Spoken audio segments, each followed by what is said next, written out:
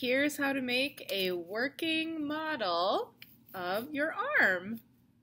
Step 1 is gather your materials. So you'll need some paper, you'll need a glue stick, a hole punch, pair of scissors, a metal brad, some tape, and some yarn. Step 1, cut out the pieces along the black line. Don't cut on the dotted line. Step 2, use a hole punch and punch out all of the black circles on the upper and lower parts of the arm. Next step is to fold your pieces in half on the dotted line.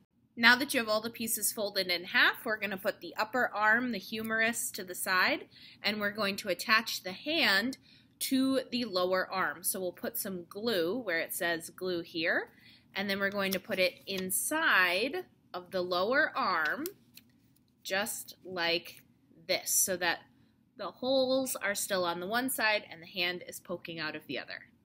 It should look kind of like this when you are finished.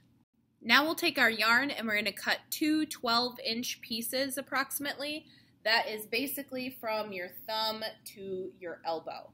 So cut 2 of those. So you may have noticed these 2 X's on the radius and on the ulna.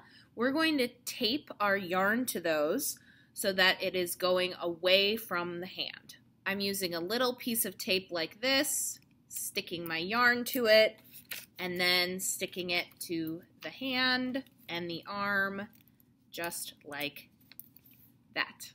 All right, now the only really tricky part of this, we're going to get that humerus again, and we're going to thread the yarn through the humerus to make our 2 muscles.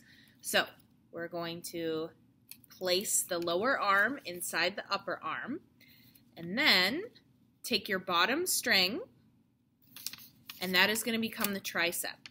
So we're going to go through the bottom hole for the tricep,